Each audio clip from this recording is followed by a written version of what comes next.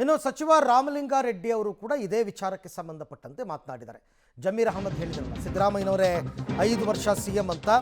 ಜಮೀರ್ ಹೇಳಿಕೆಗೆ ಸಚಿವ ರಾಮಲಿಂಗಾರೆಡ್ಡಿ ಅವರು ಪ್ರತಿಕ್ರಿಯೆಯನ್ನು ಕೊಟ್ಟಿದ್ದಾರೆ.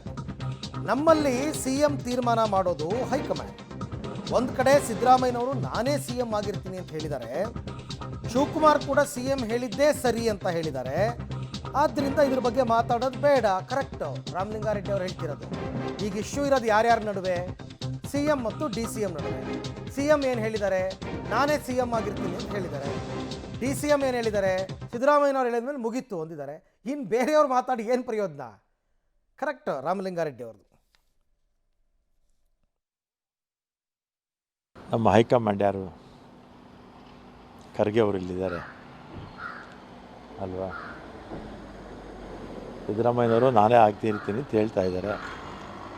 ಶಿವಕುಮಾರ್ ಅವ್ರು ಏನು ಹೇಳಿದ್ದಾರೆ? CM ಏನೋ ಹೇಳ್ತಾರೆ, ಅವ್ರು ಹೇಳಿದ್ದೇ ಸರಿ ಅಂತ ಹೇಳ್ತಾರೆ. ಅದರಿಂದ ಅದ್ರ ಬಗ್ಗೆ ಹೆಚ್ಚು ಮಾತಾಡೋದು ಬೇಡ ಅಷ್ಟೆ. ನಮ್ಮ ಹೈಕಮಾಂಡ್ ಯಾರು? ಖರ್ಗೆ ಅವರು ಇಲ್ಲಿದ್ದಾರೆ ಅಲ್ವಾ? ಸಿದ್ದರಾಮಯ್ಯನವರು ನಾನೇ ಆಗ್ತಿರ್ತೀನಿ ಅಂತ ಹೇಳ್ತಾ ಇದ್ದಾರೆ. ಶಿವಕುಮಾರ್ ಅವ್ರು ಏನು ಹೇಳಿದ್ದಾರೆ? CM ಏನೋ ಹೇಳ್ತಾರೆ, ಅವ್ರು ಹೇಳಿದ್ದೇ ಸರಿ ಅಂತ ಹೇಳ್ತಾರೆ. ಅದರಿಂದ ಅದ್ರ ಬಗ್ಗೆ ಹೆಚ್ಚು ಮಾತಾಡೋದು ಬೇಡ ಅಷ್ಟೆ. ಕಾಂಗ್ರೆಸ್ ನಾಯಕರೆಲ್ಲ ಈ ಥರ ಮಾತಾಡ್ತಾ ಇದ್ದರೆ BJP ರಾಜ್ಯಾಧ್ಯಕ್ಷ ವಿಜಯೇಂದ್ರ ಅವ್ರದ್ದು ಮಾತ್ರ ಬೇರೆನೇ ವರ್ಷನ್. ಅವ್ರು ಹೇಳ್ತಾರೆ, ರಾಜ್ಯ ರಾಜಕೀಯದಲ್ಲಿ ನವೆಂಬರ್ನಲ್ಲಿ ಅಲ್ಲೋಲ ಕಲ್ಲೋಲ ಆಗುತ್ತೆ ಅಂತ. ಸೆಪ್ಟೆಂಬರ್ ಕ್ರಾಂತಿ ಮುಗೀತು, ಸೆಪ್ಟೆಂಬರ್ ಮುಗ್ದೇ ಹೋಯ್ತು, ಅಕ್ಟೋಬರ್ ಬಂತು, ಈಗ ನವೆಂಬರ್ ಅಂತೆ. ಅಲ್ಲೋಲ ಕಲ್ಲೋಲ. ನವೆಂಬರ್ನಲ್ಲಿ ಖಂಡಿತ ರಾಜಕೀಯ ಬದಲಾವಣೆಯಾಗತ್ತೆ. ಸಿದ್ದರಾಮಯ್ಯ ನಡೆ DKಶಿ ಕಡೆಗಿದೆ, DKಶಿ ನಡೆ ಸಿದ್ದರಾಮಯ್ಯ ಕಡೆಗಿದೆ. ಆದರೆ ಶಾಸಕರ ನಡೆ ಬೇರೆ ಕಡೆಗೆ ಇದೆ. BJP ಸಮರ್ಥ ಪ್ರತಿಪಕ್ಷವಾಗಿ ಕೆಲಸ ಮಾಡುತ್ತೆ ಅಂತ ವಿಜಯೇಂದ್ರ. ಬೇರೆ ದಾರಿನೇ ಇಲ್ಲ ನಿಮಗೆ. ನಿಮ್ಮ ಹತ್ರ ನಂಬರ್ಸೇ ಇಲ್ಲ ಸರ್ಕಾರ ಬೀಳಿಸಿ ಸರ್ಕಾರ ರಚನೆ ಮಾಡೋದಕ್ಕೆ.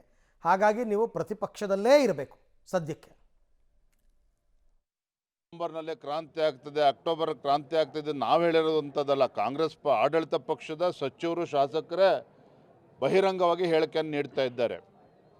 ಮತ್ತೊಂದು ಕಡೆ AICCಯ ಅಂದರೆ ಕಾಂಗ್ರೆಸ್ ಪಕ್ಷದ ರಾಷ್ಟ್ರೀಯ ಪ್ರಧಾನ ಕಾರ್ಯದರ್ಶಿಗಳು ವೇಣುಗೋಪಾಲ್ ಏನು ಹೇಳಿದ್ದಾರೆ ನೋಡಿ, ನಾಯಕತ್ವ ಬದಲಾವಣೆ ಬಗ್ಗೆ ಚರ್ಚೆ ಮಾಡಬೇಡಿ, ಅದೇನೇ ಆಗಬೇಕಾದ್ರೂ ಕೂಡ ನಮ್ಮ ಹೈಕಮಾಂಡ್ ತೀರ್ಮಾನ ಮಾಡ್ತದೆ. ಅಂದರೆ ಯಾರೂ ಕೂಡ ನಾಯಕತ್ವ ಬದಲಾವಣೆ ಆಗುವುದಿಲ್ಲ ಅನ್ನೋದನ್ನು ಅವರ ವರಿಷ್ಠರು ಎಲ್ಲೂ ಕೂಡ ಹೇಳಿಲ್ಲ.